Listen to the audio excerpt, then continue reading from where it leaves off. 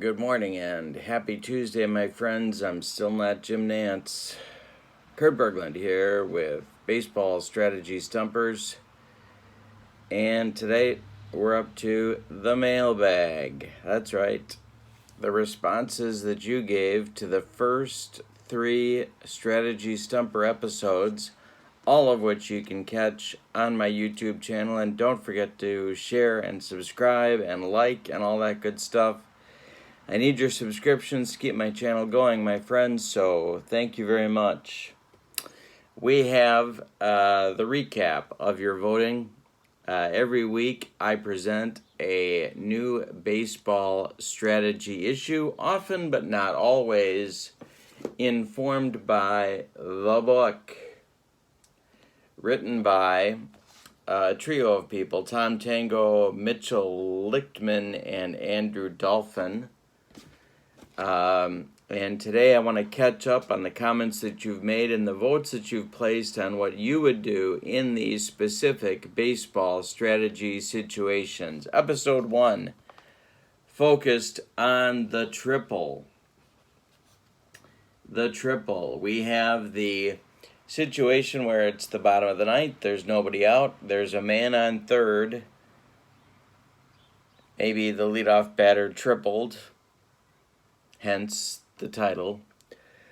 And then we have 3 batters coming up. Now, certainly when I was growing up, and even I think still today, I've seen it done where when you get that leadoff batter getting to third base with nobody out in the bottom of the ninth or subsequent inning when it's tied, and we're talking about that run being the game-winning run, conventional wisdom has had it that you walk the bases loaded and try and get a home to first double play.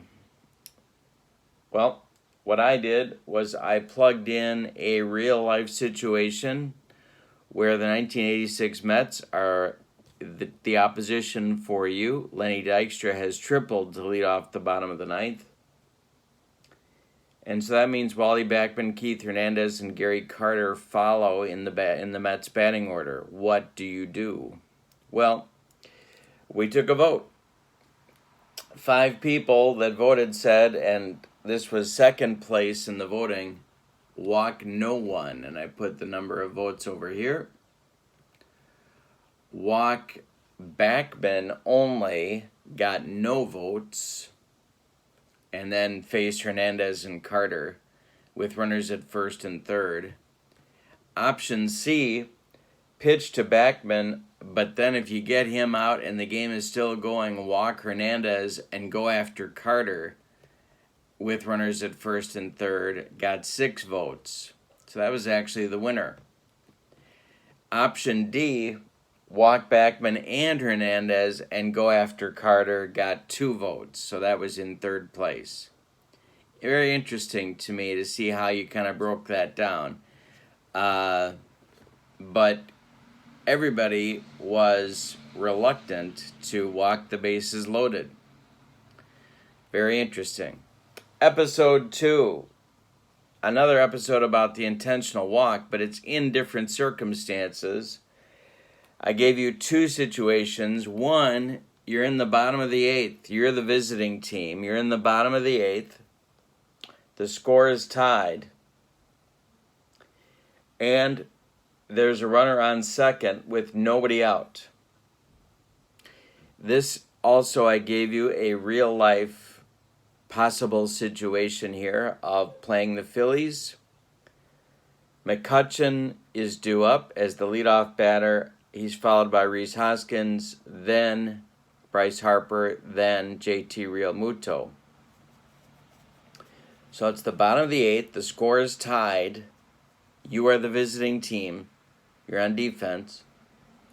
You have a runner on second base and nobody out. 8 people, and here's our votes, 8 people said don't walk anybody. 2 people said walk McCutchen. That would put runners at first and second and bring up Hoskins. It sets up the double play, and it avoids pitching to Andrew McCutchen. It does bring Harper one batter faster, and that seemed to be the guy that nobody wanted to pitch to.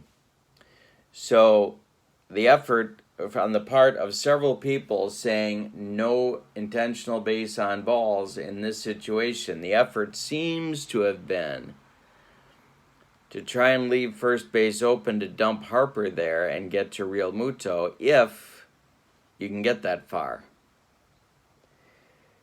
Situation B is the new, well, as of last year, baseball rule with the courtesy runner at second base in extra innings. So, situation B, bottom of the 10th, tie score.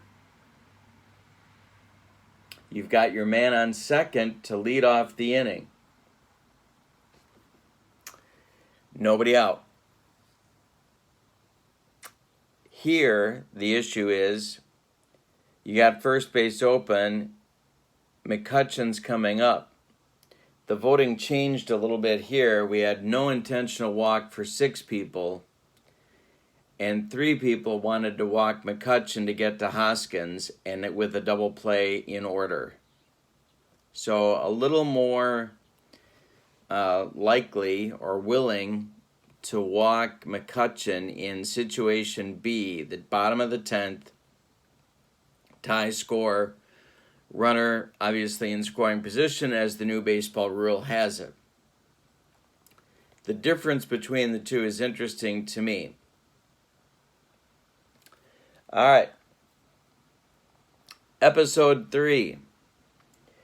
The sacrifice bunt. The situation, 7th inning, tie game, nobody out, runner at first.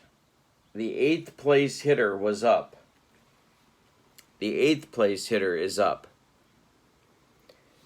In that situation, I wanted to put it in the top of the 7th, so you're the home team on defense now. The top of the 7th, I'm sorry, you're the offensive team. Sorry, my mistake.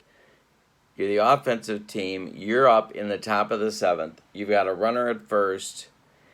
You have a player at bat with an on-base percentage less than 300. And in today's game, there's a lot of them.